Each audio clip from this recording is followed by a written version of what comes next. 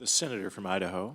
Mr. President, today, myself and my distinguished colleague from Montana, Senator Sheehy, rise in support of what is perhaps the most common sense national security legislation that's come across the Senate floor this year. The No Tax Dollars for Terrorists Act will help to prevent even one American dollar from going to terrorist organizations like the Taliban. American military personnel spent years fighting the Taliban.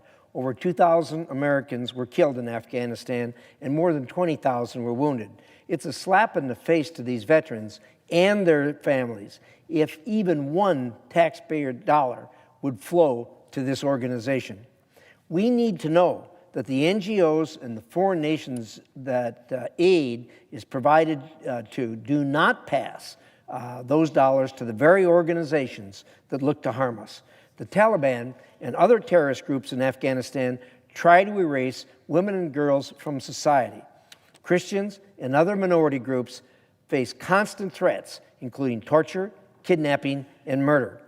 Idahoans and all Americans deserve to know that not one of their hard-earned tax dollars is going to fund these heinous organizations.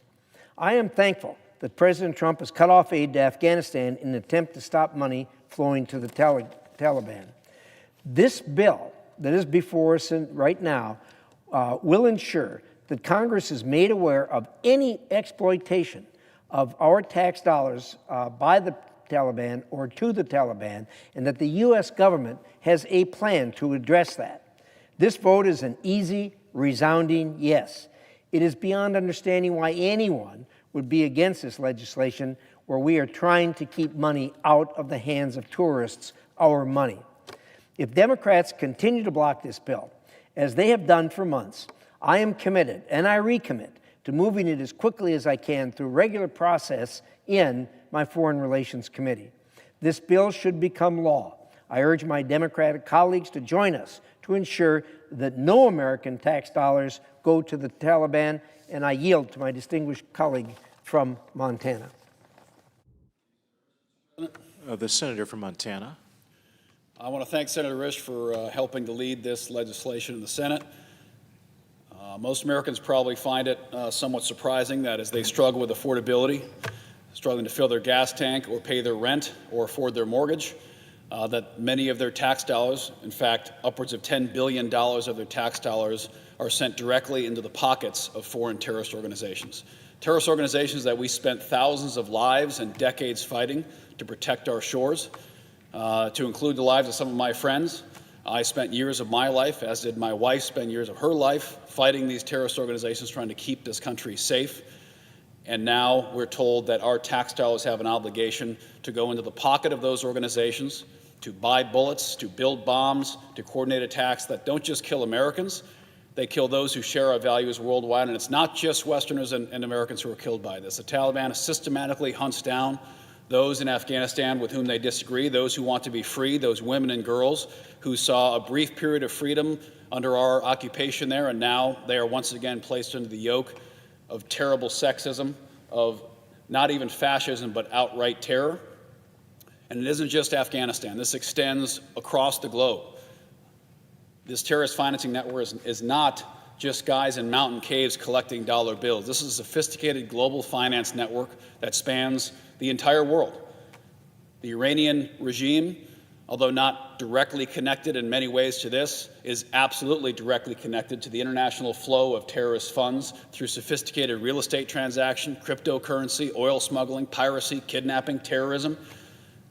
It is unthinkable that we would intentionally and knowingly hand our taxpayer dollars to organizations that actively kill Americans and attempt to destroy our values every single day. I think it should be a bipartisan American issue for us to finally put an end to this ridiculous practice that is actively costing us lives and precious freedom capital around the world. I hope that we pass this act. I urge a yes vote, and I urge it quickly. Thank you. Mr. President. The senator from Idaho. President, thank you, Senator Sheehy, for those remarks. I think that you're absolutely correct that Americans have no idea that some of their taxpayer dollars are actually winding up in the hands of terrorists. Now, I know there will be people who will say, oh, we can't do this because some money needs to go in there to help women, children, babies, and that sort of thing. What we have learned, if we've learned anything from what's happened in Gaza, is when you have a terrorist organization that is in charge of the country, it is impossible to keep the money, the food, or anything else that's sent in there out of the hands of the terrorists. If you see the terrorists on TV, they always look well-fed, they're well-armed, they're doing well, and at the same time, the babies in the country are starving to death, and the same thing with the women and young children. So with that, Mr. President, this legislation is designed exactly to do that, and that is keep every dollar out of the hands of these terrorists. So I ask unanimous consent that as if in legislative session and notwithstanding Rule 22, the Committee on Foreign Relations be discharged from further consideration of H.R. 260 and the Senate proceed to its immediate consideration. I further ask that the bill be considered read a third time and passed, and that the motion to reconsider be considered and made and laid upon the table. Reserving the right to object. Senator from Vermont. Pardon me, Mr. President. Reserving the right to object. First of all, what's important for me to acknowledge is that Senator Risch, the Foreign Relations Committee, has done excellent work on making certain that we don't get money, taxpayer dollars, to the Taliban. I also want to acknowledge my appreciation for the service of the senator from Montana and his wife, protecting us against terrorist activity. Let me explain why I object. Because my objection is not for the purpose of keeping money out of the Taliban. That objective I support. What I don't support is a bill that is written in a way where aid and humanitarian organizations who are spending money they raise to do work we support, and that is protect women and children who are subject to the vicious conduct of the Taliban, that they will be cut off from being able to do their work. The reality is, for some of these NGOs, if they have to pay an electric bill, then the bill is drafted, would mean they are not able to do their work. So when you have an aid organization that's dedicated to trying to help girls, women from the oppression or from the Afghan people who are the victims of the Taliban authoritarianism, and even paying an electric utility bill, even paying a water bill, would mean that organization is shut down and can't do the good work that I believe the majority of us, if not all of us in the Senate, would support. Because our concern is the well-being of the people of Afghanistan, and our objection is to the authoritarian and violent rule of the Taliban.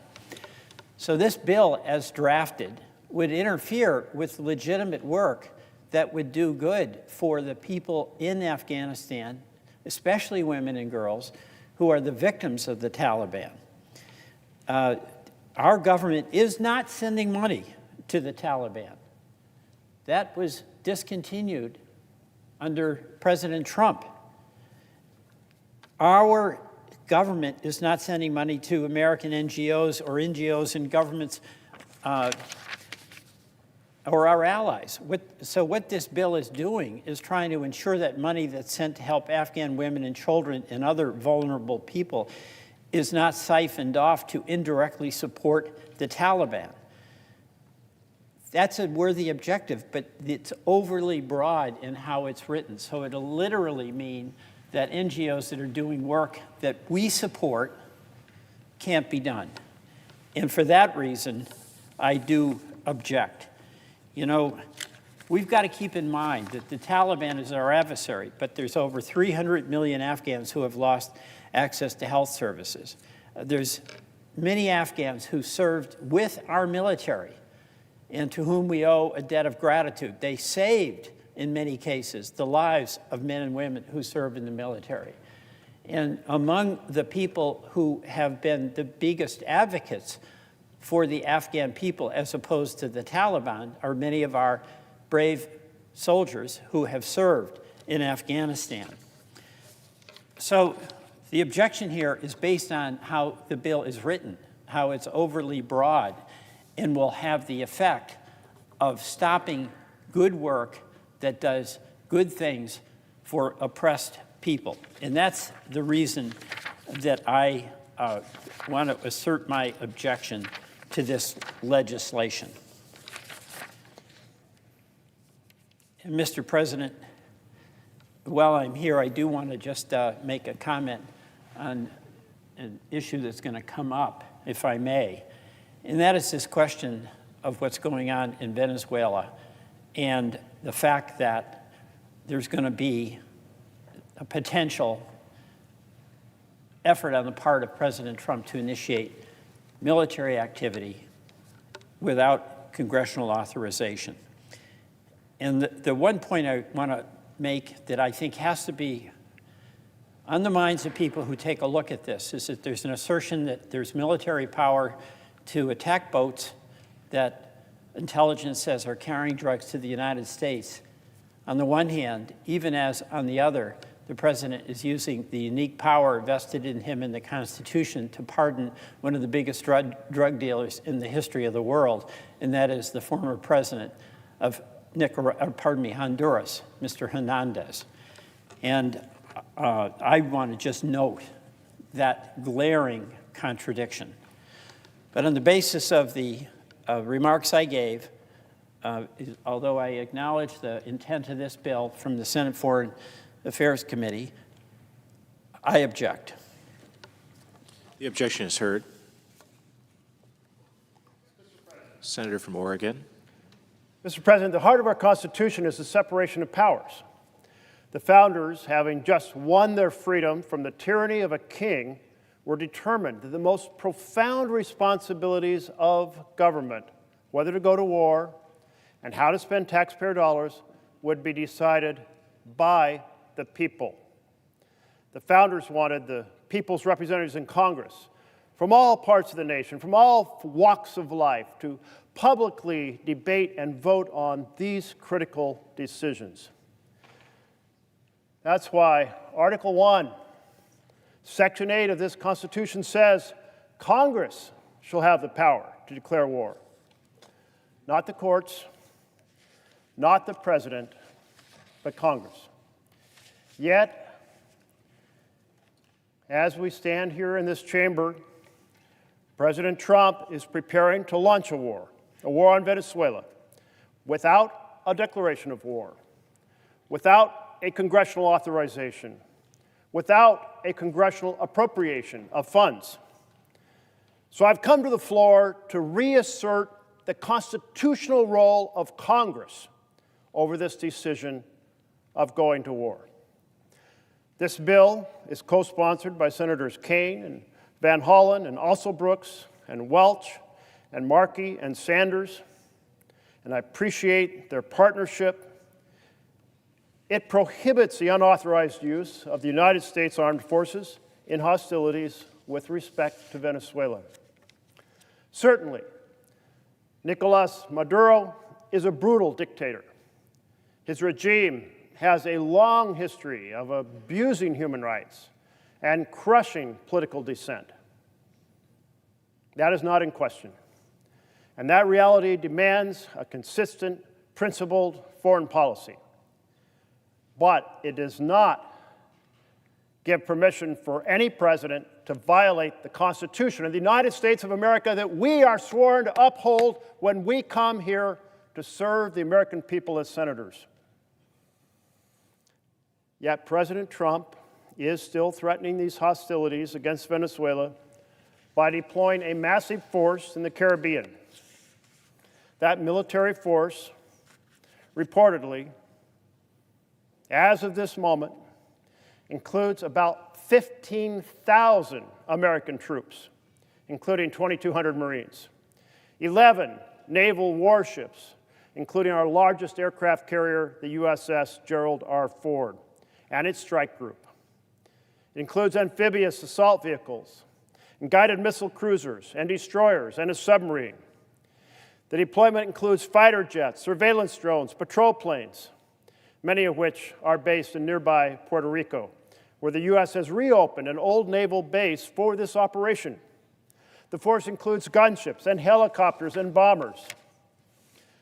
Military buildups like this take on momentum of their own.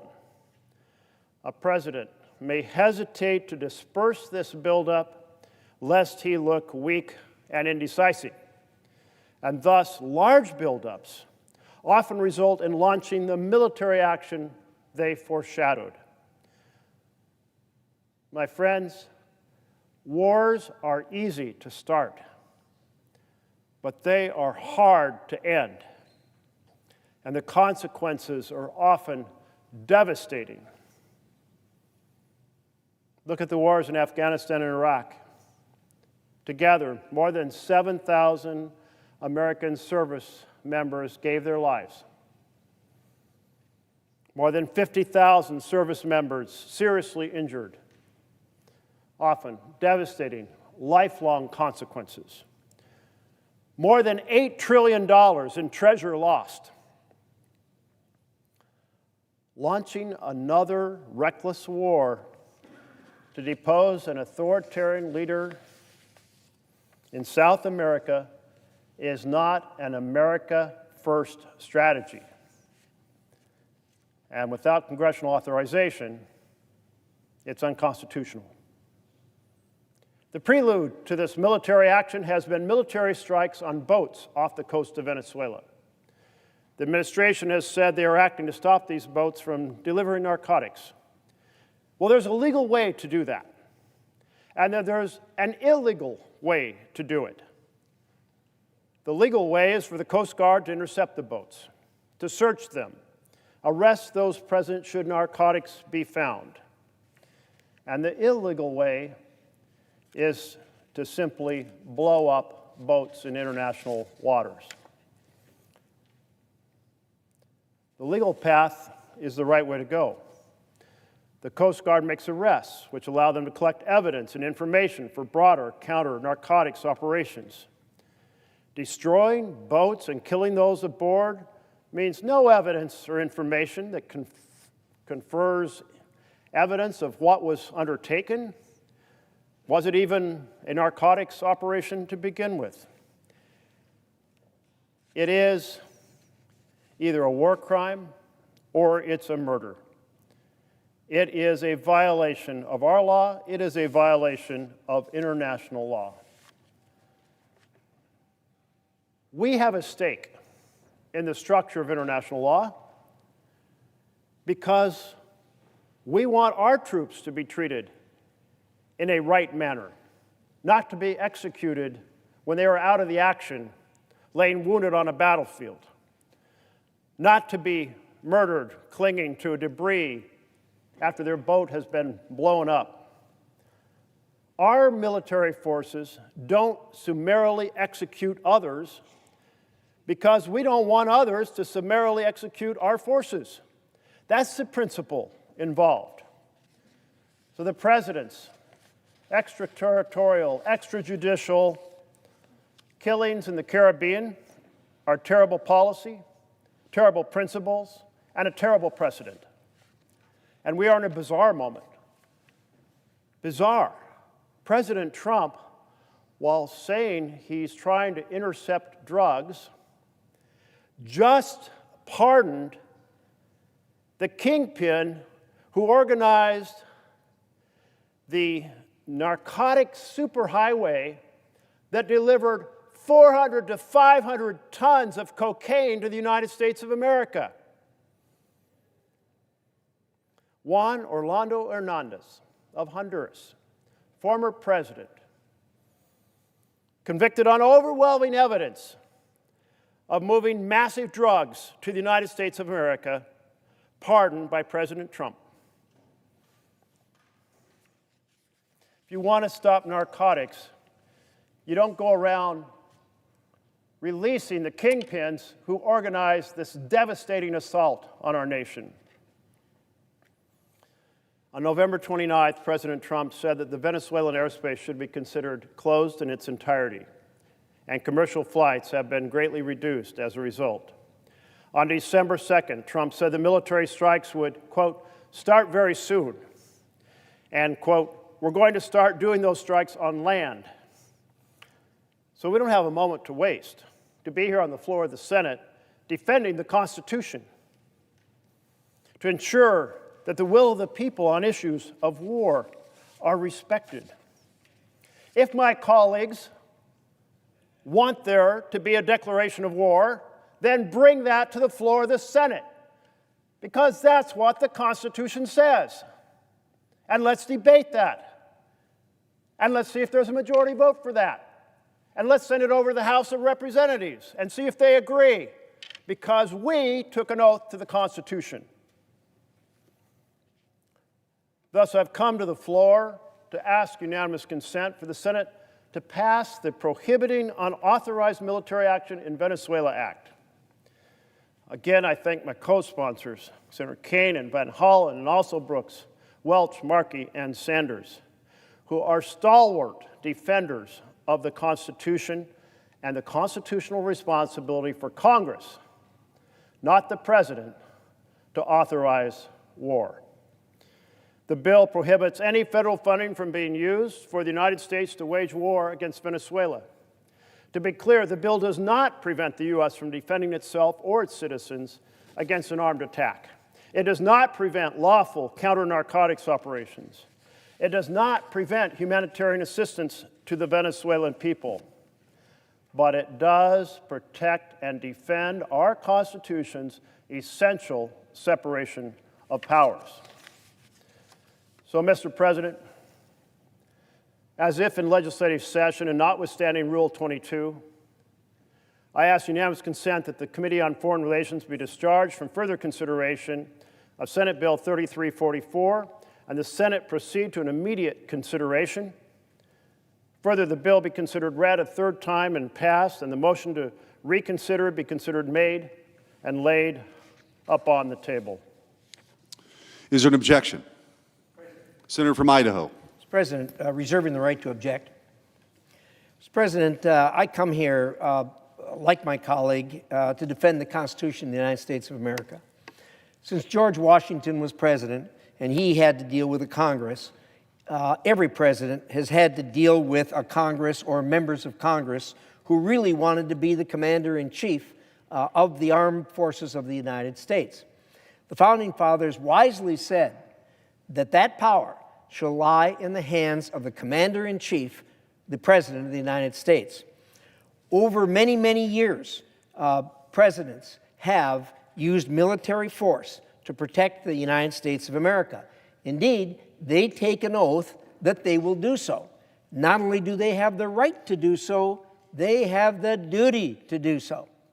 So, what are we talking about here? Donald Trump has made the observation, as has every American, that we are losing tens of thousands of Americans, both young and old alike, to illegal drugs that are brought to this country by terrorist organizations, mainly. And as a result of that, we have done, as has been suggested, law enforcement activities within the United States, outside the United States, and we have picked away at it and picked away at it, and it simply has not been effective. What Donald Trump decided to do was to take appropriate military action against an invasion. That invasion comes from those terrorists. They invade the United States of America with boats loaded with this poison. It's distributed around the United States, and it kills tens of thousands of people every year. Now, let's assume that these terrorists, instead of using drugs, were using explosives. If they loaded up one of these boats with explosives and it was headed for the United States of America, and they had a distribution system in place, as they do for drugs right now, and they were distributing these explosives around the United States and killed tens of thousands of people every year, there wouldn't be a peep from anyone about the use of force by the President of the United States to stop this. That is exactly what is going on here. There is no difference whatsoever. The President of the United States, has ordered the troops, when they determine that there is a boatload of these drugs headed for the United States, to sink the boat and put it on the bottom of the ocean. Now, I'm the senior Republican on the Intelligence Committee, and on this, obviously in this setting, I can't tell you the method or the means, but I can tell you that we have seen absolute, total, 100% proof that every single one of those boats that went down was loaded with drugs. So, as a result of that, the President of the United States has done good work so far in stemming the flow of these drugs to the United States. I have told the President face to face, thank you, Mr. President, for what you're doing. And I want to thank you on behalf of the parents who will not have to early bury one of their children because of the drugs that were coming into this country. Instead, those drugs are laying at the bottom of the ocean. Thank you, Mr. President, for what you did. Keep up the good work. Continue to stem the flow of these drugs coming into the United States. The President has the absolute right, and not only that, the absolute duty to do this. If you don't think so, take him to court and sue him. That's what you need to do if you think that that's right. There's no court in the world going to stop him from using military might of the United States to protect the United States, which is exactly what he is doing here. Based upon all that, Mr. President, I object. Noted. Would my colleague from Senator Idaho Oregon. yield to a question? Does the senator from Idaho yield? He does. Proceed. I do appreciate you yielding, because too often we have very little debate about these issues. My question is, if the President is trying to stop drugs coming to the United States, why did he pardon the kingpin who built the cocaine superhighway that killed thousands of Americans? To respond. Senator from Idaho. I agreed to respond to questions relating to this. There is nothing in this that has anything to do with pardoning or has anything to do with the other country that you're talking about. So I'm not going to engage in debate on that issue. Senator from Oregon. Yield to more direct question to the bill at hand. Well, the last one wasn't very direct, but if the good senator cares to have a direct question, I'll be happy to do that. Senator does yield. Well, I did think it was connected, because you said the mission was to stop drugs from getting to the United States. So it seems inconsistent. But if, in fact, there's so much evidence that these boats are moving drugs, why wouldn't it be advantageous to board them, to arrest them, to collect the evidence and the understanding of the broader drug operation? And why wouldn't it be valuable to show the American people the evidence? Senator from Idaho. Yeah, Mr. President, Senator, first of all, that has been done over a number of years, and it has proven to be incredibly ineffectual. I've had lengthy discussions with the Secretary of State, who obviously is a person who's been focused on this area of the globe for a long time. And he says that they consider this, the terrorist groups consider this a cost of doing business, that kind of a boarding or what have you. But what's happened is, with those boats being sunk the way they are, with the people who are in the process of launching this attack on the United States are killed, that has drastically lowered the number of boats that are coming to the United States loaded with drugs. This is the most effective way to do it. Bless you, Mr. President, for doing it. Keep it up. Continue to put these drugs on the bottom of the ocean. Oregon. Thank you to my colleague for sharing your thoughts. At least it's a little bit of perspective on the difference of our opinions here, but I do appreciate you presenting your thoughts on this topic.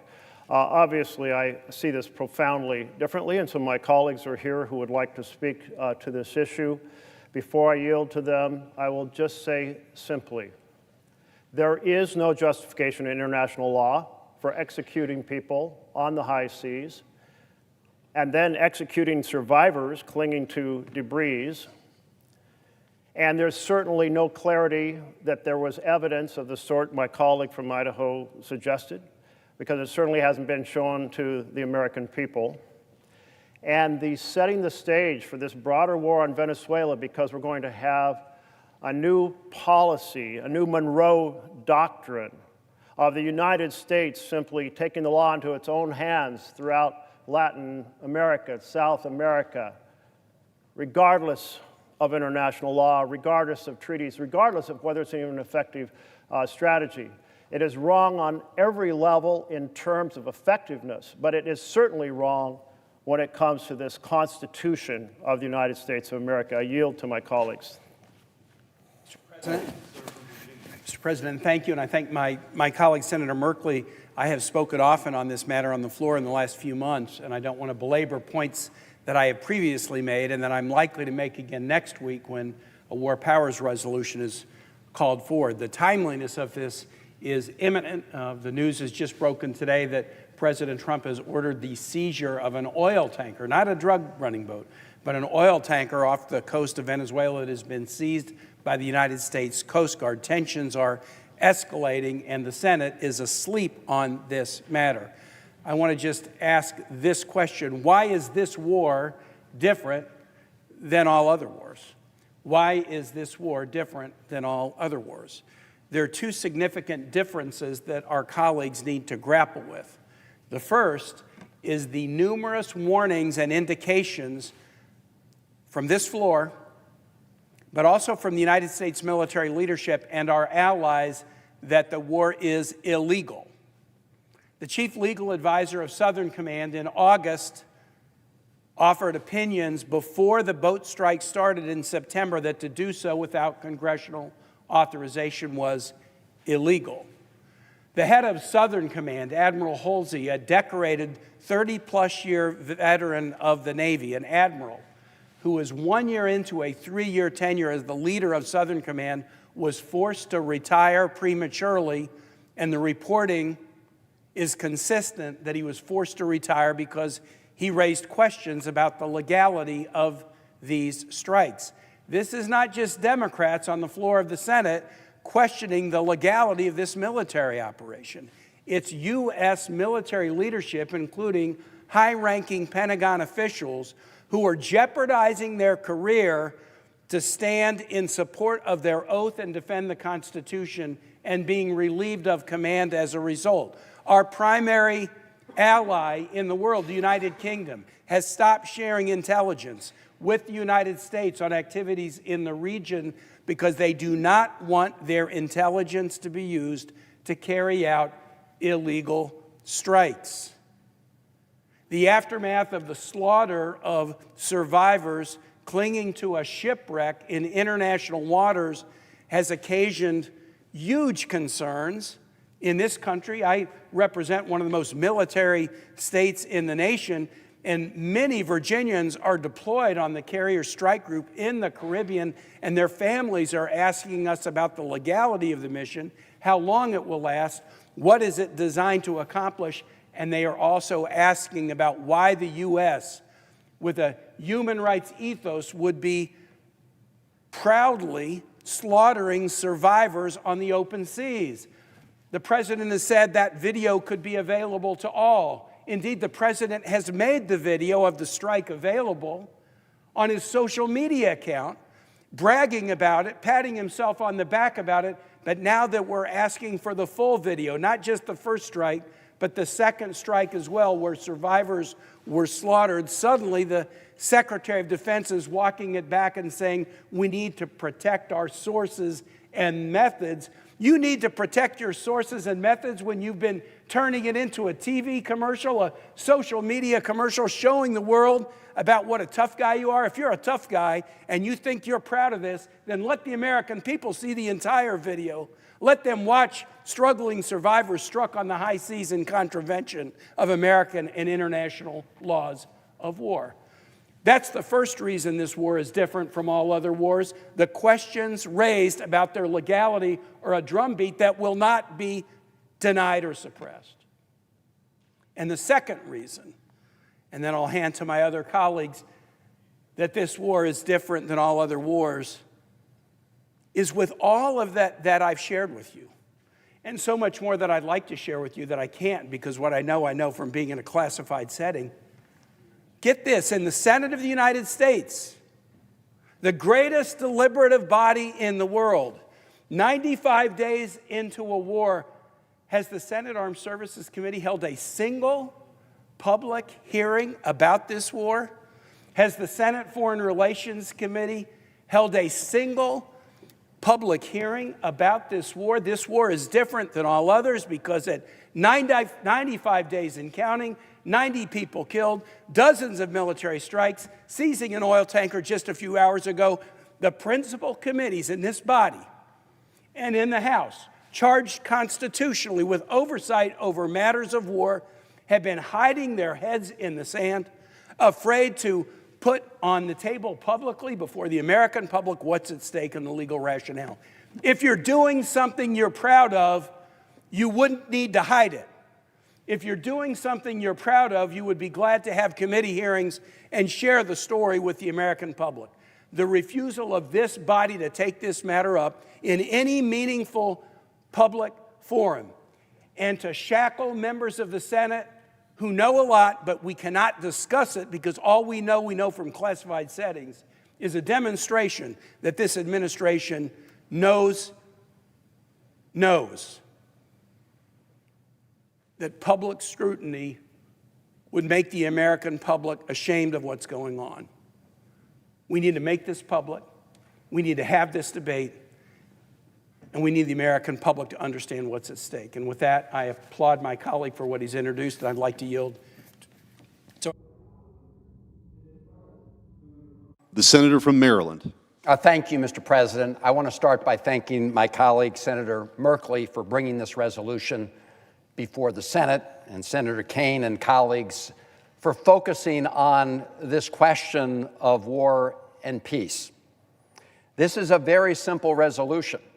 It says that no U.S. taxpayer dollars should be spent to go to war against Venezuela absent congressional authorization.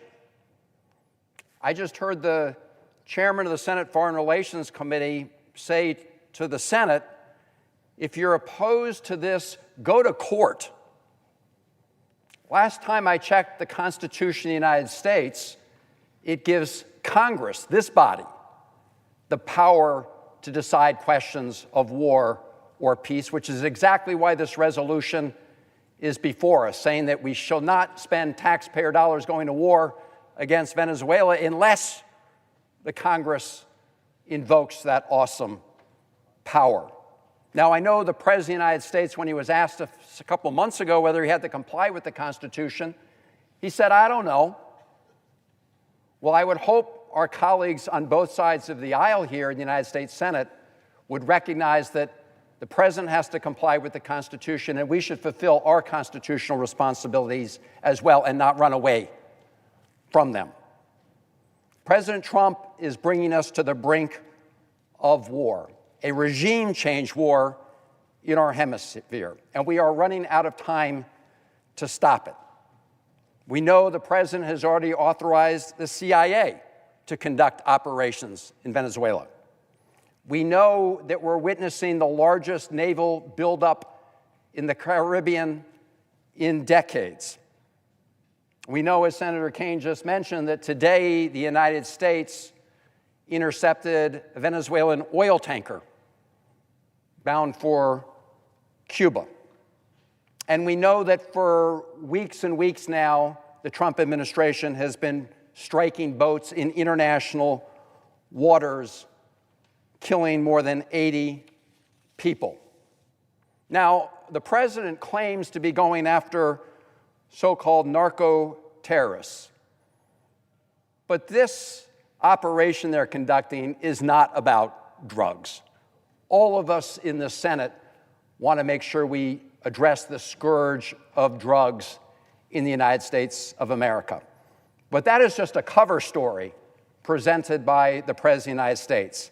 Because if the President really cared about addressing illegal drugs, he wouldn't have proposed deep cuts to the DEA, the Drug Enforcement Agency, nor would he have proposed to shutter entirely the Organized Crime Drug Enforcement Task Force. I serve on the Appropriations Committee. I'm the ranking member of the subcommittee that oversees the Justice Department and some of these operations. The president's budget cuts our investment in those anti-drug operations. They cared about actually reducing the flow of drugs in the United States. The president would not have just pardoned the former Honduran president, who was convicted of drug trafficking and sentenced to 45 years in federal prison. If you want to send a message that we don't want illegal drugs coming into the country, why would you pardon the person who was convicted of doing exactly that? That simply sends a green light to others to go ahead. And in fact, just this week, we learned that President Trump had pardoned a Baltimore drug kingpin. This is somebody whom the DEA called, and I quote, one of the largest cocaine and heroin dealers to be arrested by the DEA in recent history, unquote. President Trump just pardoned him. So don't tell me, President Trump, that this is about drugs. In fact, we also know that fentanyl, which is primarily fueling the drug overdose deaths in America, is not originating or transiting through Venezuela. The fentanyl is typically manufactured in Mexico with precursors from China. It is true that Venezuela has become a source of cocaine, but even that is mainly bound for destinations in Europe and West Africa. So that's not what this is about. This is about their efforts to engage in regime change. Look, the Trump administration has concocted this fanciful legal theory that it is engaged in an armed military conflict with these drug boats and drug runners. In fact, we've seen, as my colleagues say, the President of the United States releasing these videos where they're blowing up these drug boats and killing people as if they are engaged in a military conflict with the United States Navy. That simply is not true. They are engaged in criminal activity, but their purpose is not to engage the United States militarily. Far from it. And I would just ask my colleagues how we would react if another country began bombing boats with U.S. citizens on them and then claiming that those boats were being used by U.S. citizens to transport drugs. Even if that were the truth, what would we say if the other country claimed that they would be at war with those American citizens?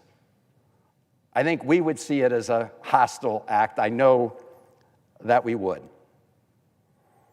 Now, even if you take the Trump administration's framing here, which we're engaged in a military conflict, then it is a fact that the video, which has been well reported, indicates that some of the survivors of the first attack on September 2nd were seeking help.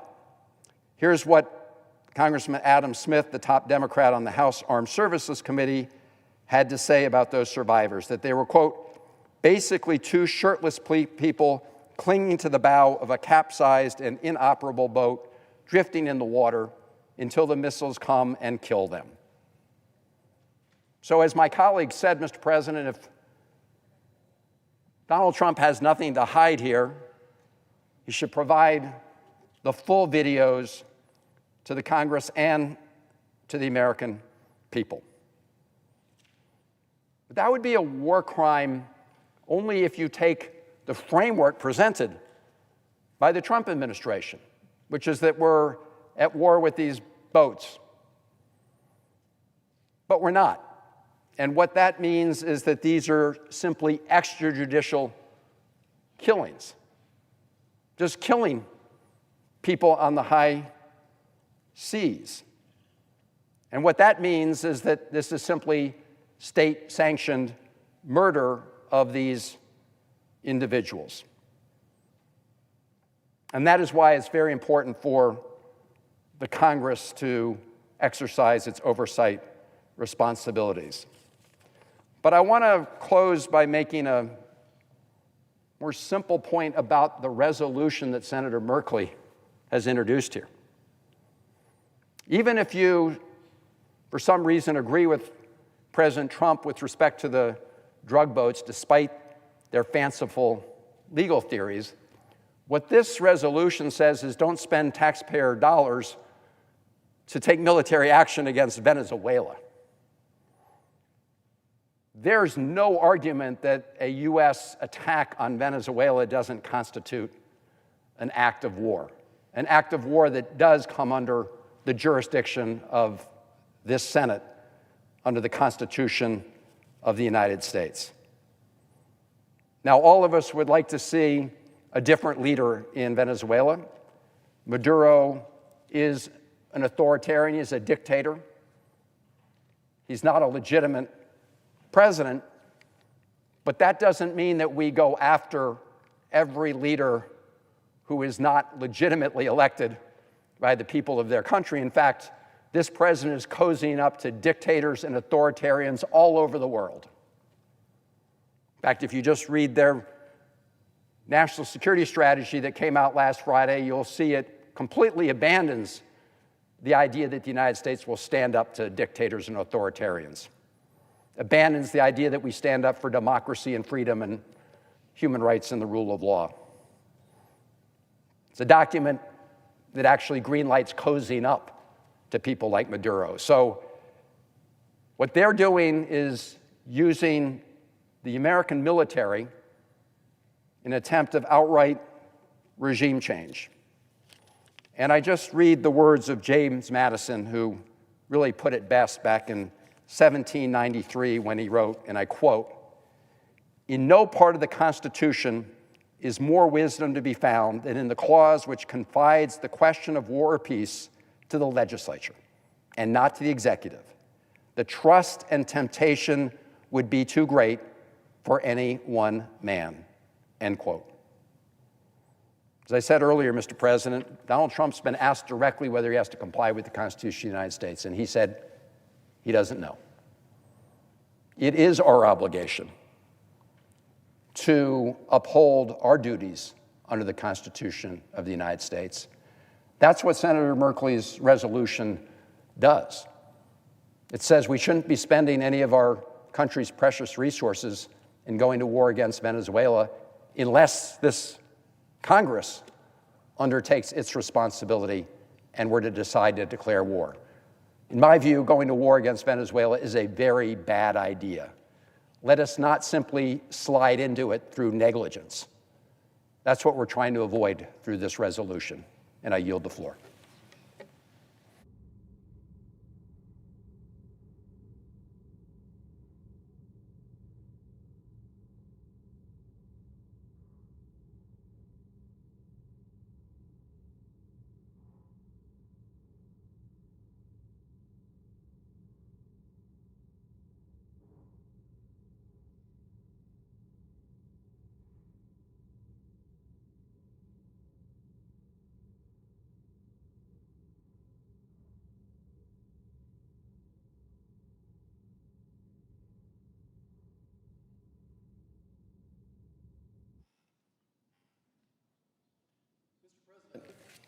The senator from Kansas.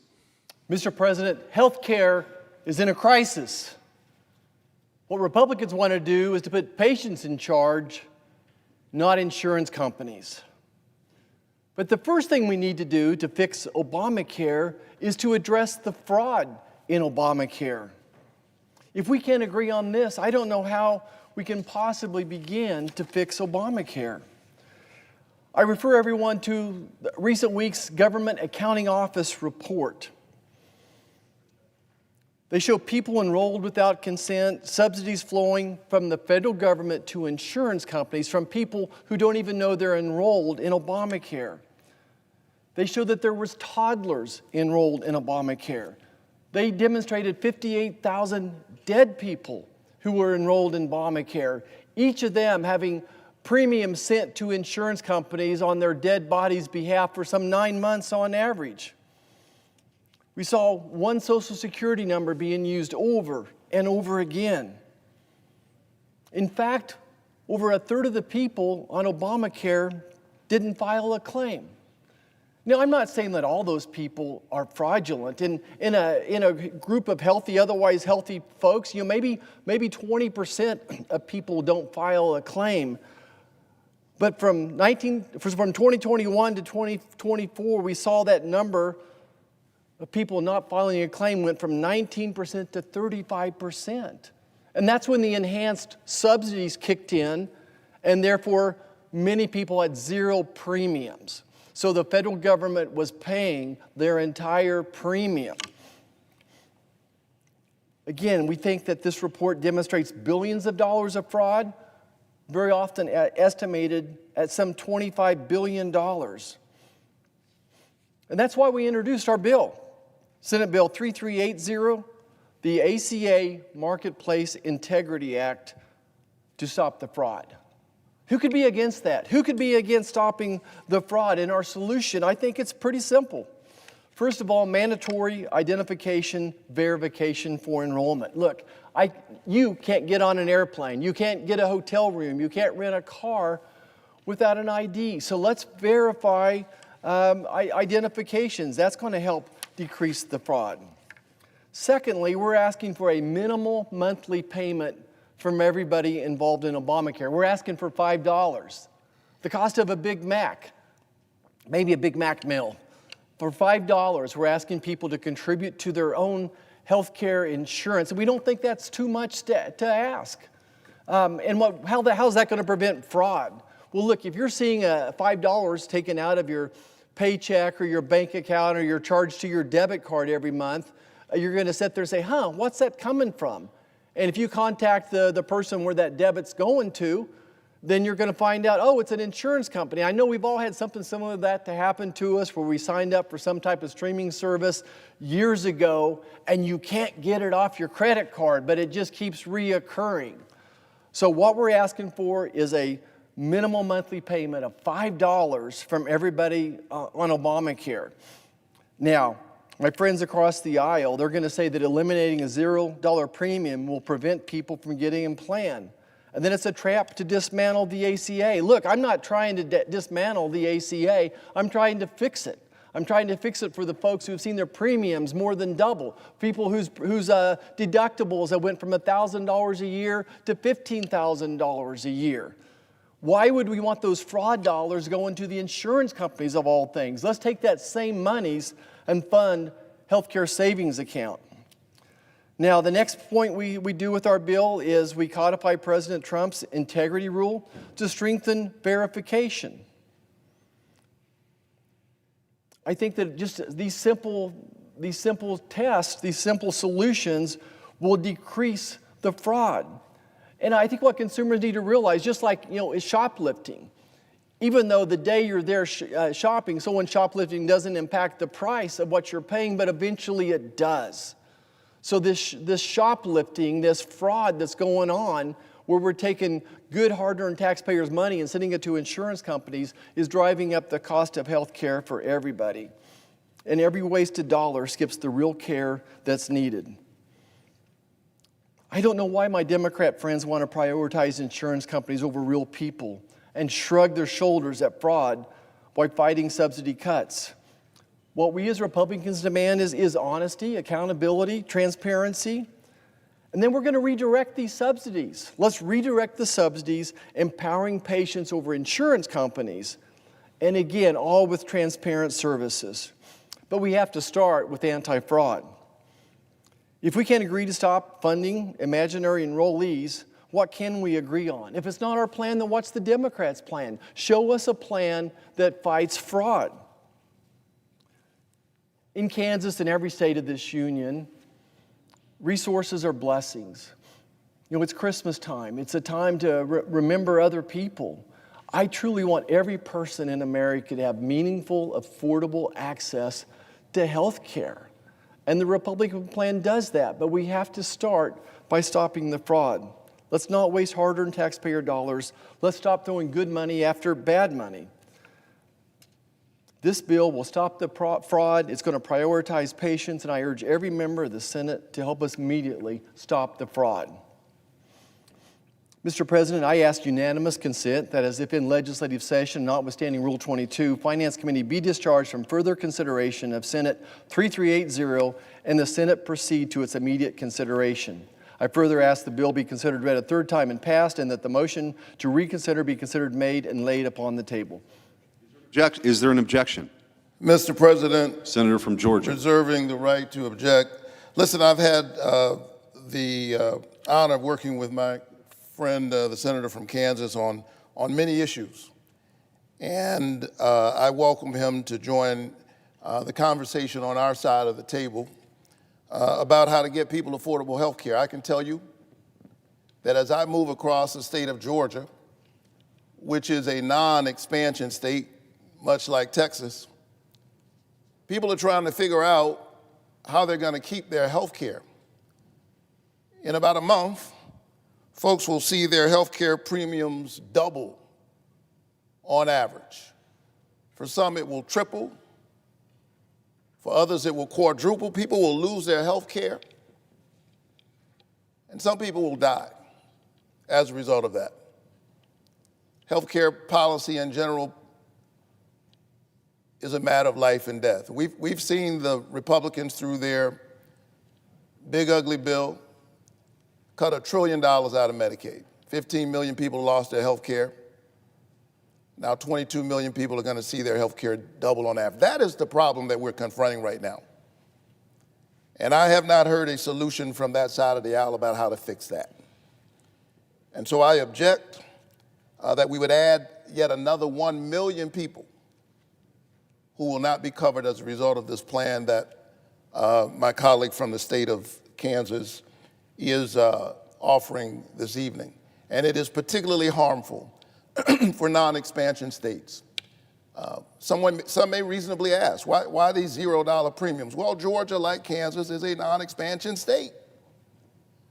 And the truth is, a lot of these folks who have the $0 premium plans, they would have $0 if they were in an expansion state. And so for me, it's a matter of fairness.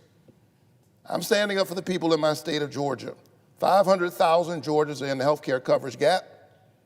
If they lived in California, if they lived in New York, if they lived in North Carolina, they'd be covered. And so for that reason and others, I object. Noted.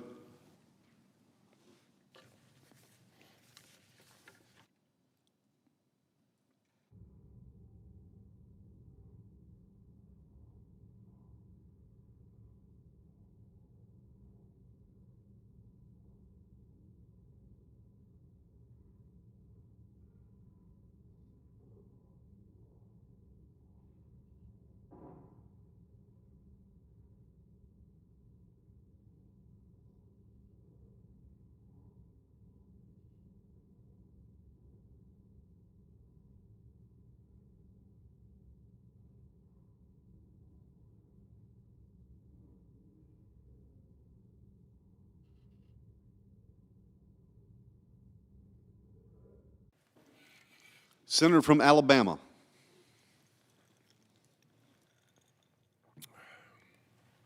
Mr. President, for months, our Democrat colleagues have been fear-mongering about our health care system. You know, they've blamed everyone but themselves for the skyrocketing premiums Americans are dealing with today. The truth is, Obamacare absolutely destroyed our health care system. It is completely unaffordable. As a result, American families are now paying the enormous price for Barack Obama and woke Democrats' Obamacare system. Sure, the idea of Obamacare sounded great. Who doesn't love the idea of free health care? But those of us who live in reality or understand basic economics knew this was never, ever going to work, which is why not a single Republican voted for it in the Senate or the House when it was voted on. You see, Obamacare was always destined to fail. You can't pump billions of dollars into health care and not expect rampant fraud to take place. It's not possible. Nevertheless, woke Democrats rammed it through Congress, and it was signed into law by President Barack Obama on March the 23rd, 2010. It was the biggest overhaul of our health care system since Medicare and Medicaid in 1965. On paper, it sounded great. Expand access, protect people with pre-existing conditions, and make insurance cheaper for families without employer plans. But to no one's surprise, what started as a bold Democratic dream of affordable coverage for all, it turned into a bloated mess. In fact, the only winners of Obamacare are the big insurance companies who are getting filthy rich on the taxpayers' money. Meanwhile, Americans are spending thousands of dollars on premiums for coverage that often doesn't cover their needs. And Americans can thank 9 of my current Democrat colleagues who voted yes on that final passage, December 2009, Senator Murray, Cantwell, Wyden, Merkley, Schumer, Gillibrand, Coons, Durbin, Sanders, Tammy Baldwin, who was in the House at the time. These Democrats jammed this through with not a single Republican vote, ignoring real concerns about how the system would limit competition, leading to lower standards of care, or how it would line the pockets of big insurance companies while forcing hardworking Americans to pay high premiums, or how it would decrease transparency, leading Americans who often leave the doctor's office not having a clue how much money they owe when they leave, or how rural hospitals would be forced to close their doors and doctors and nurses would be leaving the medical field because they couldn't make a living. But that didn't care about any of this. They didn't care about any of it because they always knew we would end up today in the position we are. 15 years later, they knew costs would become unaffordable for Americans. They knew that. But they were just fine with that because their end goal is to have socialized medicine paid for by American taxpayers, which, by the way, has not worked anywhere in the world. They have terrible health care when they do that. Obamacare was just the first step towards free health care for all. The first step. To start, Obamacare created state-federal marketplaces where individuals could shop for coverage. These marketplaces were intended to be online for health plans. By the way, if you remember this, they spent about $10 billion and couldn't get the health care website going, but we wasted all this money. When they launched this, it just crashed. People couldn't use it for weeks, months. It cost us hundreds of millions of dollars daily.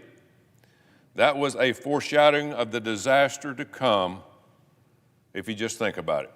On the marketplace, health plans are sorted in different levels: bronze, silver, gold, and platinum. Each level shows how costs are split, with bronze being the most basic and platinum being the best and higher coverage. For example, a middle-of-the-road silver plan means that the insurer pays for 70% of your care, insurance companies. The enrollee pays the remaining 30% through deductibles, co-pays, and co-insurance. Regardless of tier status, each plan covers what is called essential health benefits. Things like hospital stays, maternity care, prescription emergencies, and preventive services. That sounds comprehensive, doesn't it? But it came at a heavy, heavy price, driving up costs from day one. This is where Democrats' real problem started. You know, they named this ridiculous bill the Affordable Care Act, so they couldn't have headlines on day one saying how prices were going up. So what'd they do? To address this affordability issue, Democrats came up with 2 big financial plans to supposedly help with affordability. The first thing they did was create cost-sharing reductions, which were designed for lower-income buyers who had the silver plan. Basically, CSRs allowed the government to help these silver plan enrollees pay out-of-pocket costs like deductibles and copay, shifting the bulk of the cost to who? The American taxpayers. By 2017, A court ruling stopped this ridiculous CSR payments, so insurance started raising silver plan prices to cover that gap that the court said you couldn't do. As a result, families saw their premium jump 20 to 30% in some states. And the second big Democrat idea was the premium tax credits, which was created for people earning about $15,000 a year, and it was capped at those making $60,000 a year. Now, this program ballooned during the pandemic when Democrats decided to expand these subsidies. In 2021, the American Rescue Plan got rid of the $160,000 income cap, meaning higher income Americans could now qualify for the subsidies. This meant that many lower income Americans got zero premium plans for the very first time. This caused enrollment in Obamacare to double in just 5 years. Double. From 11 million people enrolled in 2020 to 24 million in 2023. Here we go. This was all thanks to fatter subsidies, slacker rules, and year-round special enrollment periods which allowed people to sign up anytime, no questions asked. These exchanges didn't lower costs, they just shifted the bill to who? The American taxpayer. Premiums kept rising thanks to price gouging and decreased competition. But the taxpayer-funded subsidies temporarily shielded enrollees from seeing how much costs were going up. Take a family of 4 earning $80,000, for example. They might have paid $500 a month for coverage before Democrats expanded these subsidies, $500 a month. But now they're paying $0 for coverage, while you, the American taxpayer, are stuck with paying the rest of the bill, just moving closer to socialized medicine. This is all thanks to the Democrats' broken subsidy system. And guess who benefits the most? Not you. A Joint Economic Committee report revealed that insurers and brokers are getting rich off of these subsidies. For every $1 that is paid by the taxpayers, the families only get 34 cents of this $1. The other, where does it go? It goes to the insurance companies, or it just disappears. I wonder where that goes. That's not affordability, that is a straight-up scam that the American taxpayers are facing. Even worse, these loose rules turned the marketplace into a fraud playground. Enhanced subsidies made plans free for people earning $15,000 to $23,000 a year. So, of course, people started fudging the numbers to qualify for free coverage. Brokers and scammers piled on, setting the system, claiming to enroll people for free coverage while stealing money for themselves. A Paragon Institute report estimated that there were 5 to 6.4 million cases of fraud last year alone. To try to catch some of the fraud, the Government Accountability Office, they tried their own scam. They created 44 false applicants. They made up Social Security numbers. They ran it through the system. Shockingly, 96% of the Government Accountability Office fake applications got approved. 100% free health care. It's hard to figure out how exactly these people are getting enrolled. Some are lying about their income. Some are double dipping with Medicaid, and some might just not be citizens of this country. Sound familiar? All of this fraud is hard to stop and hard to wrap your mind around. But unfortunately, the scam of Obamacare is much bigger than fraudulent enrollees. That's because Obamacare just didn't destroy our health care system. It also paid for itself by getting the government involved in student loans. You heard me right. We're going to pay this. Obamacare is going to pay for it through student loans. So loan went from being managed and loaning money from the bank to the federal government loaning money to go to college. What a great idea. As a result, education is more expensive than ever. And listen to this. Today, after 5 years, 45 million students across this country owe $2 trillion. embarrassing. We are screwing over our young people who are just starting out in life, all to prop up this broken Obamacare system. Obamacare promised lower costs and better care, but 15 years in, it's delivered just the opposite. Obamacare premiums have nearly tripled since 2014, not to mention the outrageous bills you get after you leave the doctor. Quality health care is gone. Hospitals all over the country have been forced to close. We're losing doctors and nurses right because these jobs don't pay what they used to. Because we don't have transparency in the system, bad actors are able to hide prices, insurers face no real competition, and COVID subsidies allowed scammers to get rich off of fraudulent money that was intended for the most vulnerable. So no, this is not Republican fault, as you're hearing. Not a single Republican voted for this disaster called the Affordable Care Act. Democrats voted for it then, and Democrats are the one who own this disaster today. Oh, by the way, your premiums aren't going up 20% starting in January because of expiring COVID subsidies, like Democrats want you to believe. That's not happening. These credits are going up only 3, 4, 5%. The rest of the premiums are going up because the insurance companies are charging more. So don't let them take these subsidies or because all these premiums are going up. They're getting rich off the American taxpayers. That's what's happening. The way I see it, there are three main problems with the current healthcare system. The first problem is that Democrats have created a broken system that needs to be repaired, and we're going to do that. I'm glad to see several of my Republican colleagues are working on this daily. I'm hopeful that any Republican plan will focus on the main issue, affordability. The only way to lower costs is through more competition and more transparency.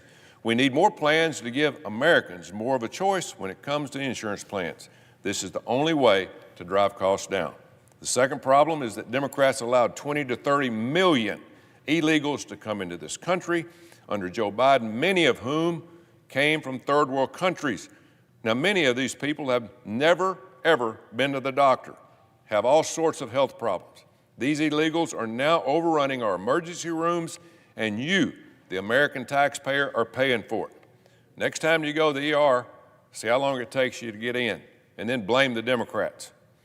And the next time a hospital in your town closes, as has happened all over my state of Alabama, blame the Democrats. The third problem is that we are horribly sick in this country. Americans are the unhealthiest we have ever been. 74% of Americans are either overweight or obese. More than 76% of Americans have at least one chronic disease. Cancer rates are increasing among young people at an alarming rate. If we do not start getting healthier in this country by working out, eating healthier, and getting rid of processed food and toxic ingredients, we are not going to make it. Our healthcare system was not built to support so many unhealthy people. 50 years ago, you didn't have any of this crap because Americans were more active and didn't have all this processed food. We are over-medicated, overweight, and sicker than ever, and our healthcare system simply wasn't built to handle it. Thank God that Robert F. Kennedy Jr. is working around the clock to make America healthy again. We need it. And at the end of the day, Republicans have control of the Senate, the House, and the White House. We have no excuse not to do something about this health care disaster. We need to come up with a plan that actually delivers for the American people. This is not a Republican or Democrat problem. Every American is getting screwed over every day by this horrible health care system. The Republican Party is working to fix this. Let's grow a backbone and do what is right for the American people. I yield the floor.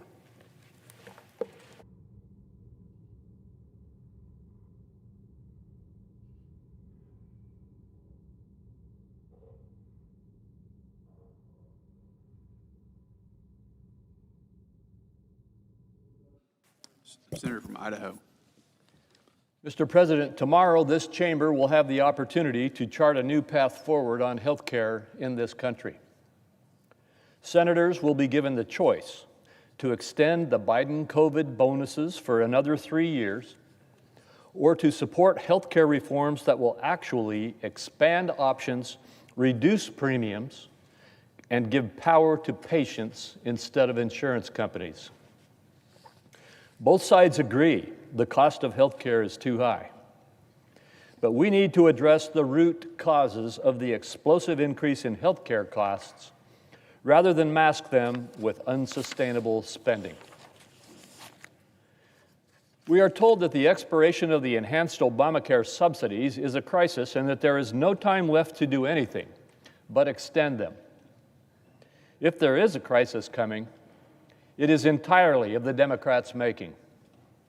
My colleagues on the other side of the aisle created the premium tax credits as a part of the Obamacare system because they did not trust their own policy to make health care insurance affordable without shifting the burden of paying for it from enrollees to taxpayers. When the original premium tax credits failed to bring down premiums, they enhanced the tax credits. And then when that did not work, they extended the enhancements. They did all this without a single Republican vote. They also chose the current expiration date that they now say must be changed. They created the very cliff that they now oppose. Our colleagues on the other side of the aisle have had years to offer serious suggestions on how to reform the Obamacare subsidies. Yet every time a deadline approaches, we are told there's no workable option except to extend them again. It seems that these subsidies were never truly meant to be temporary. But they should be. We do not have to go along with their last-minute extension, this time at the cost of $83 billion. Even our Democratic colleagues recognize that our health care system needs reform. Leader Thune recently quoted many of them here on the Senate floor. They said, and I quote, "We did fail to bring down the cost of health care." They also said, and I quote again, "Now, right now, we have a broken health care system." And it is not just the rising premiums that prove that Obamacare is broken. We cannot ignore the pervasive fraud in this subsidy program. The rules governing eligibility for these credits are often flaunted.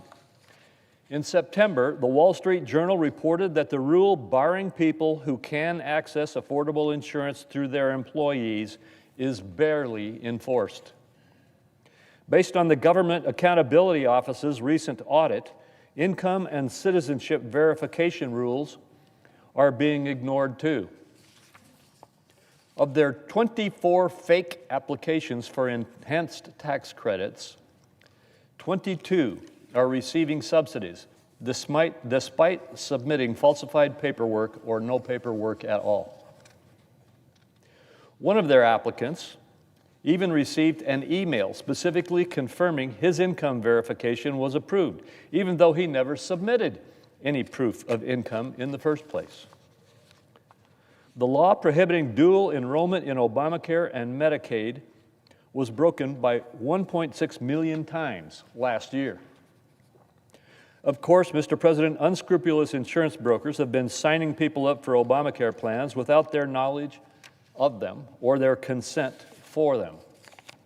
Alarmingly, insurers make the most money through these fraudulent credits because they retain the money even if no payments are made on behalf of the patients. As just one example, more people are signed up for $0 premium under Obamacare plans in the Miami-Dade County than there are low-income people living there.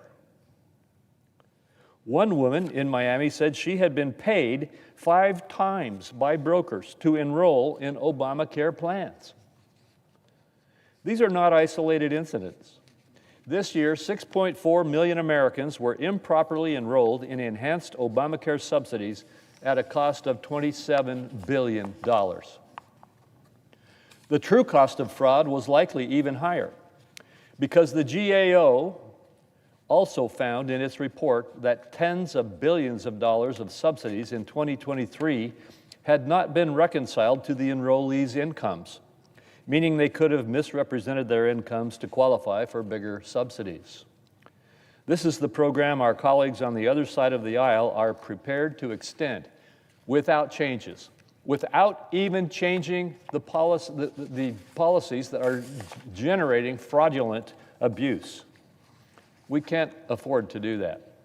We cannot afford the $83 billion price tag of their proposal, and we cannot afford to tacitly consent to this fraud. Nor can we afford to tell the hundreds of millions of Americans who are insured through means other than Obamacare that we are not interested in their rising premiums. While Republicans did not create this crisis, we did not create Obamacare, we did not create these subsidies, and we did not create this expiration date. We do have plans to address it. Senator Cassie and I introduced a sound plan earlier this week. Our bill, the Healthcare Freedom for Patients Act, is based on an idea endorsed by President Trump and many of our colleagues.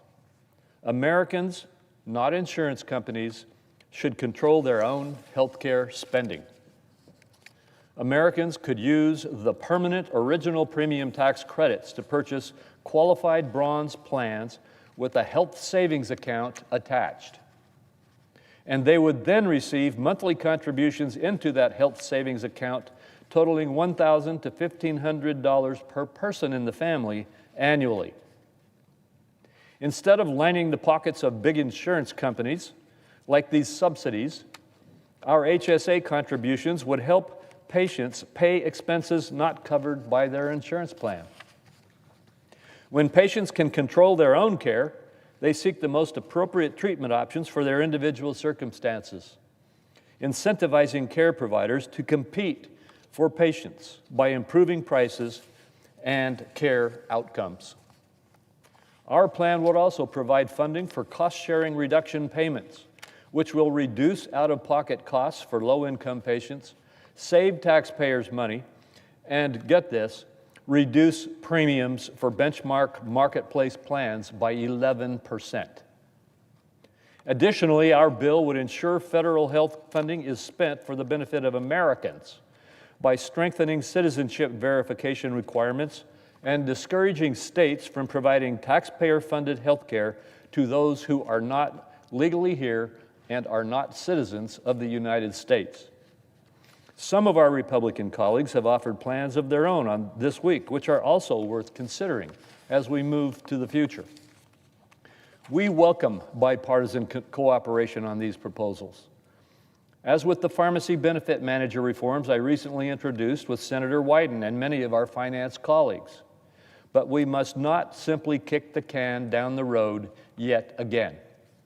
Every time we spend tens of billions of dollars for unsupervised and poorly designed subsidies, as our colleagues are asking us to do once again, we worsen the health care crisis that we all want to solve.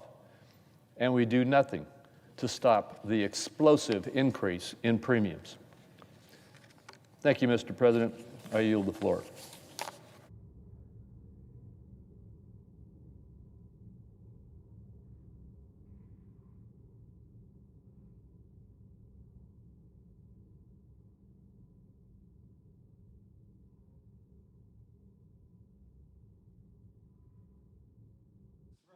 Senator from Louisiana.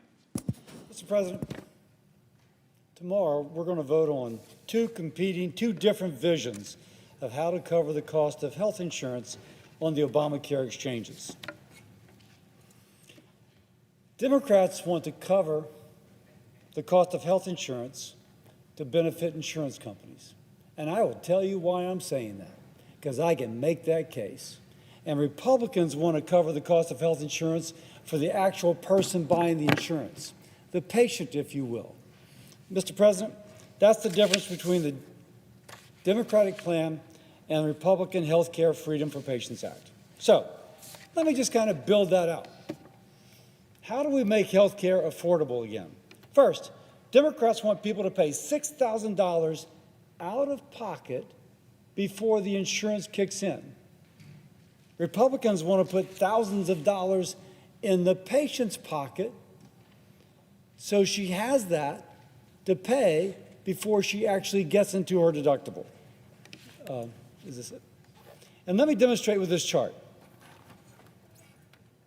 The Democratic plan is to give 100% of the money to the insurance company, of which the insurance company takes 20% for deductible, for profit and overhead, and then uses the rest of the 80% to pay for the insurance that they think, that they agree the patient needs.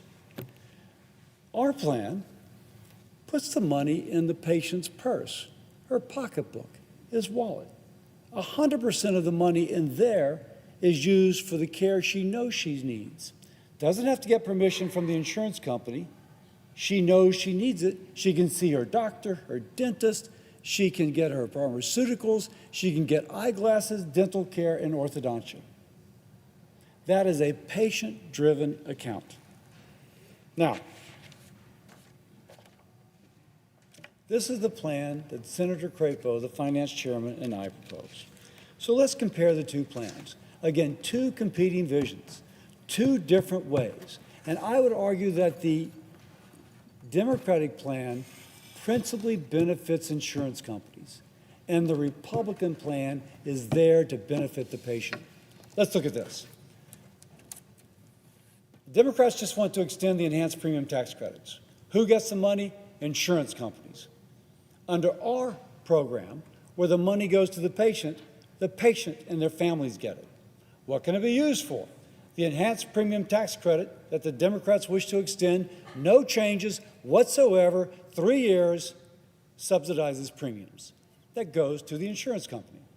On our side, the money that the patient gets into that account, the money that we put into her pocket so she can pay the out-of-pocket for the insurance company, it goes for real care.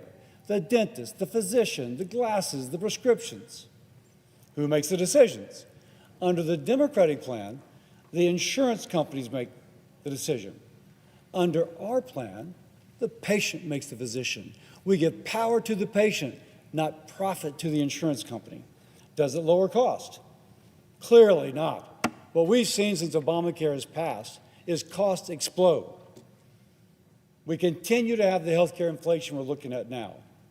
But if we empower the patient, and if we give her the money, and we say the more careful you are spending this money, the more that money is going to stretch. I can promise you, she's going to be like every other responsible wife, mother, keeper of the family wallet. She's going to shop. Wait, my x-ray is $50 here. No, my x-ray is $500 there. I'm going where it's $50. She will make the wise financial decision for her family. And how does it work with low-cost bronze plans? Here, under the Democratic plan, we have just heard Senator Crapo point out how much fraud there has been with this system that we're currently under.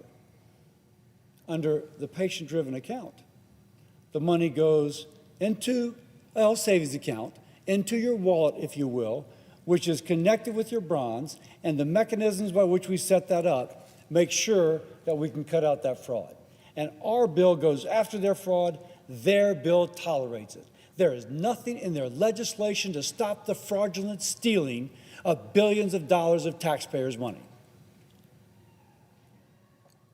What it does do is continue payments to insurance companies who take 20% of that money for overhead and profit, whereas under our plan, did I say, the money we give to the patient, 100% goes to the care she knows she needs. That's the plan that Republicans are proposing. Put it differently, under the Republican plan, there is power to the patient. Under the Democratic plan, there is profit and power to the insurance company. Under the Republican plan, the patient uses the health care in her wallet, the health care money in her wallet to purchase the care she knows she needs. Under the Democratic plan, you go to the insurance company and please, maybe please, can I get permission to get the care I know I need? The Republican plan meets the American people where they are financially. Studies show that only that most families have less than $1,000 worth of savings. Under our plan, we recognize that. And we put money in their wallet, pocketbook, or purse so that they can pay for the care they need before they go into their deductible. I like this. This is a new poster for people who've heard my talk before. This is the Democratic plan. You get a $6,000 deductible, and that's what you feel like that woman right there when she is stressed because she doesn't have the money to pay for the care her family needs. Here, in her health savings account, the money is, if you will, in her purse. And when the doctor says you need this prescription for your son's earache, she has the money to pay for it right off the bat. Democratic plan, it brings financial stress. Profits to the insurance company, stress to the patient. The Republican plan, pocket, money in the pocket to pay for the out-of-pocket for the insurance plan. Now, by the way, this plan in which we put money in the pocket of the patient to pay for the out-of-pocket of our insurance policy, the Democratic leader has called a junk plan. Now, pause for a second, Mr. President. Democrats put that plan into place. Democrats actually put these plans on the Obamacare exchange. He is calling a junk plan that which they have been preserving for the last 10 years, swearing up and down that it meets the needs of the American people.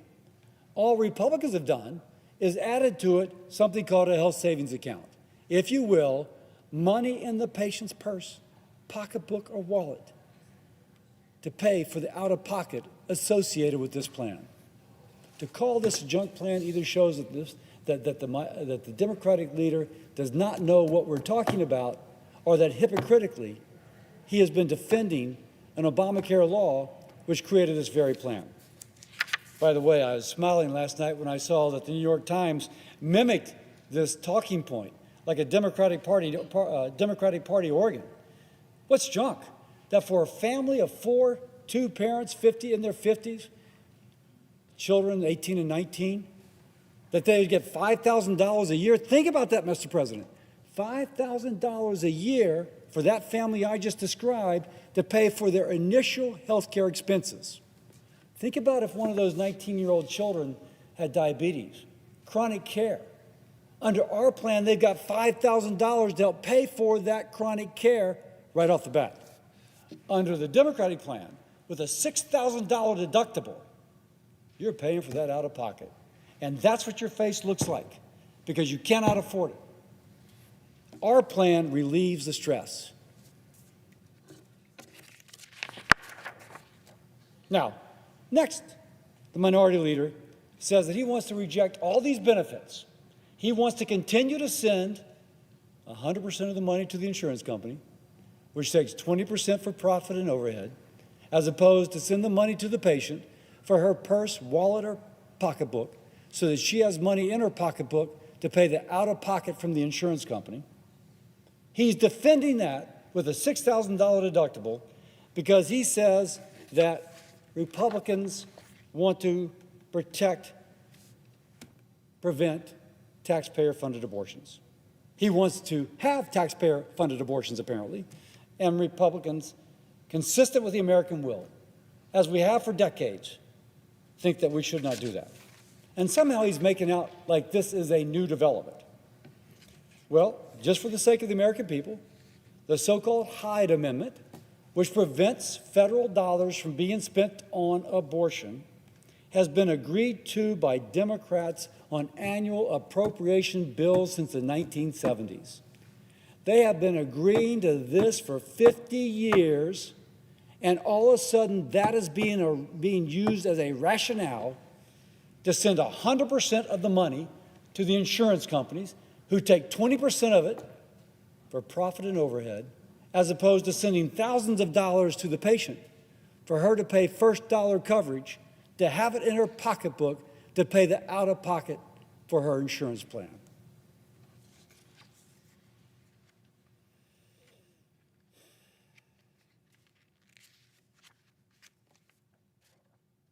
Mr. President, I don't want this to seem partisan.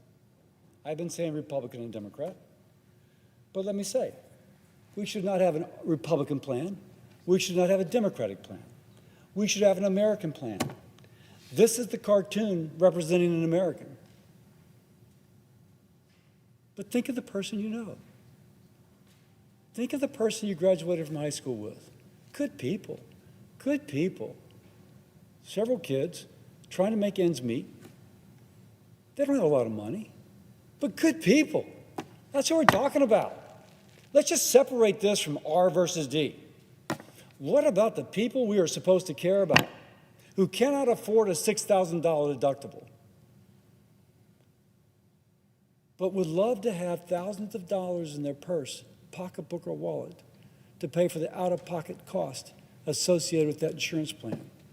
Isn't that where we want to be?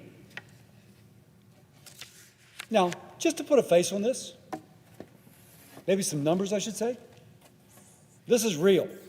This is off healthcare.gov from 2026, this coming year.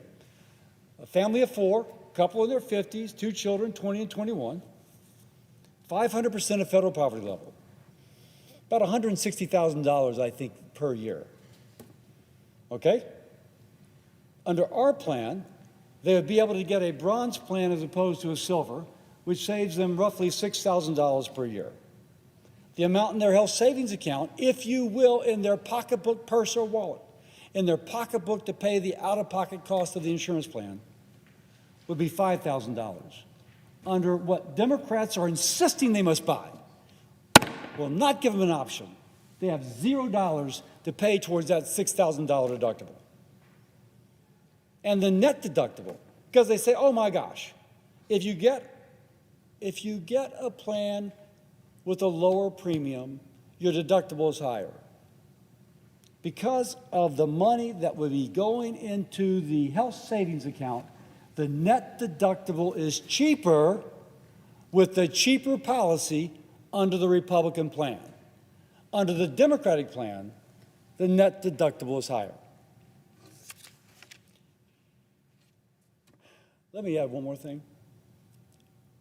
Senator Crapo spoke about the incredible amount of fraud associated with the current implementation of Obamacare. And the Democratic leader wants a straight-up, clean reauthorization for 3 years. He does not want to fight that fraud. Whatever bills have put up in the past, that's not what he's talking about now.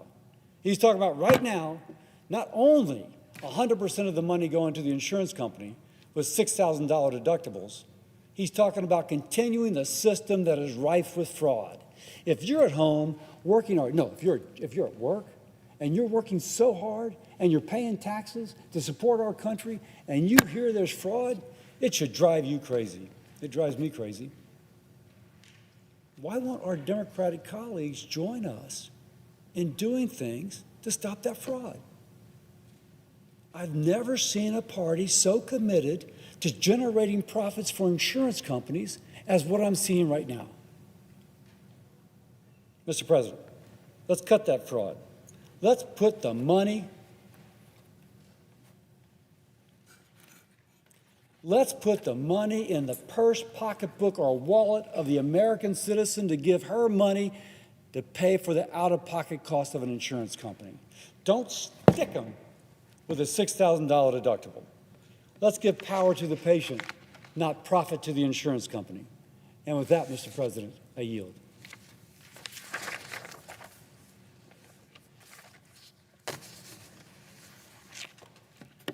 Mr. President. Senator from California. Mr. President, we're here today just about a month after the longest shutdown in American history. You all remember the 43 days that we went without a fully functioning federal government. Let's remember why that happened. Plain and simple, it was because our Republican colleagues refused to take steps to save health care for millions of Americans. In large part, I don't know if it was an individual choice or simply because there was no direction from the White House to come in and do so. All I know is that our Republican colleagues in Congress refused to come to the table, refused to negotiate with Democrats, refused to acknowledge that we were literally weeks away from a crisis that will kick millions of people, millions of Americans off their health insurance unless Congress acts. That's the point Democrats are trying to make, and that's the issue we were trying to address during the shutdown, because the appropriations process is the opportunity to address a crisis that's right around the corner.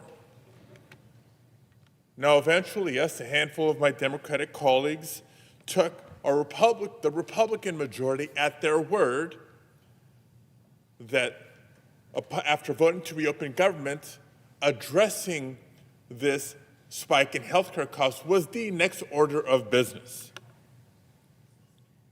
At the time, I expressed my skepticism to go along with a promise to fix something later from a party that earlier this year enacted the biggest cuts in history to Medicaid. I find it hard to take the word of the Republican majority that they're committed to addressing healthcare costs and to expand coverage to more Americans when they just kicked 15 million Americans off their insurance. And so, yes, just about a month after this longest shutdown in American history, we now find ourselves 3 weeks away from the expiration of the Affordable Care Act tax credits that so many of us are talking about. Now, have hope, because Democrats are here with a plan. We'll ask this body to vote on a straightforward 3-year extension of these life-saving subsidies that we all support. The question will be, are there enough Republicans that will join us in doing so? Keep people on their health care. And we can do the policy work and negotiation to address some of the genuine concerns that we've heard about over these last couple of months. But don't let health coverage lapse for millions of Americans. This isn't a game. We're 3 weeks away from the catastrophic spike of cost in health insurance for so many. Over 20 million Americans are on the verge of seeing their monthly premiums not just increase, but skyrocket. 4 million Americans could be forced to give up their insurance altogether, including 400,000 in California, my home state. The increase in premiums mean hundreds, if not thousands of dollars more monthly, not annually, but monthly for working families. Working families who are already having a tough time making ends meet as costs are rising all around them. Cost of groceries, cost of energy bills, cost of housing, and now cost of health care too? To the point that Americans, in having to make these tough choices, do I pay the rent, do I pay the water bill, do I pay the light bill? Can I even afford health insurance next year for my family?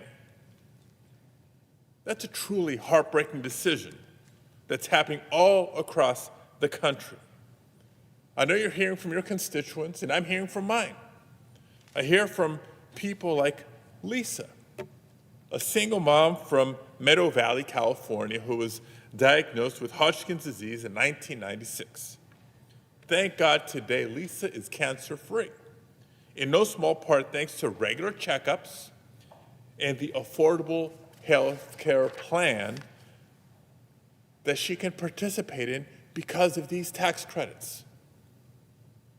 But in 2026, Lisa isn't just looking after herself and her own health, she's looking after her son. She's a single parent. She's looking after her parents as they're aging. They're now in their 80s. And she's wondering whether this lapse in tax credits might put her necessary treatment out of reach. So I'm here not just speaking up, I'm here fighting for her. I hear from people like Lana, a small business owner in Oakland, California, who has 2 kids in college, and college isn't cheap. And as she says, quote, "It's tough to be in the middle class right now." Lana's so determined to give her kids a good education. But with less financial aid available, right? Don't get me started on what else has been cut by this Republican majority in Congress. For her, it fundamentally means redirecting money that would otherwise go to her retirement plan. So imagine that, having to choose between investing in your future retirement or your kids' education or your access to health care. While the subsidies for the ACA premiums still exist, she's able to make it work. Without those subsidies, she doesn't know what's going to have to go. Do you give up your health care? Do you have to start dipping into your retirement, putting your future financial security at risk? Or do you give up your kids' dreams of a higher education? Again, that painful choice is the reality for so many families right now. And so I'm fighting for them too. Look, I can go on and on with story after story, example after example. It doesn't have to be this way. That's why Democrats have put forward this serious, tangible plan to avoid this fiscal crisis, this healthcare cost crisis for families across the country. And no, the fact of the matter is our Republican colleagues don't have a serious plan. Look no further to the fact that it's the 11th hour now, and they've put forward a proposal that wouldn't lower premiums for a single American. In fact, it would make the problem worse. It would allow the tax credits to expire. It will increase premiums and deductibles for tens of millions of Americans. It'll push many people into what may be referred to as a bronze plan, or in reality, a catastrophic plan, the least comprehensive coverage on the market with sky-high deductibles. In some of these plans, you get a $1,000 coupon. That doesn't do a hell of a lot when these junk plans are forcing families to pay thousands of dollars out of pocket before the insurance even kicks in. And it certainly won't protect people from financial ruin when they get truly, truly sick. But sadly, it's not surprising. It's not shocking. This is an 11th hour proposal idea coming from a party that for 15 years has been talking about repeal and replace, not just attacking the ACA. They vowed to repeal and replace, repeal and replace. No shortage of efforts to repeal the ACA, but in 15 years, they haven't come forward with a plan to replace it. Certainly not a better plan to replace the ACA. So let's get real.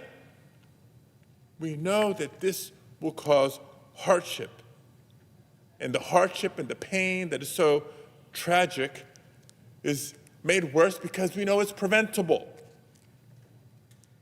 So let's vote tomorrow and pass this clean 3-year extension of the ACA tax credits and work to improve upon the policy and the plans that are in place. It's not controversial, folks. The overwhelming majority of American people support extending the ACA tax credits. And not just supportive of what we're doing, Americans are demanding that we do something about the cost of health care and the cost of living overall. You've seen Trump's approval ratings on the economy, haven't you? I know you're well aware of the election results from last month when an overwhelming majority of Americans cast their ballots rejecting Trump and Republican policies that are putting billionaires over the needs of working families. They're fed up. They're demanding that their government do something to help them get by, to help them survive in many cases. To address the affordability crunch, a true crisis that Donald Trump dismisses as a con job and as a hoax. So here we are, on the eve of a truly consequential vote to prevent costs from rising for the American people, to prevent healthcare becoming out of reach for too many families. Here's our chance as a body to truly do something about that. So I urge everybody to vote yes. And let's help millions of Americans keep their health care come the new year. Because we know that a no vote will only rip that care away from millions of families. The choice, the contrast, couldn't be any more clear. Thank you, Mr. President. I yield the floor.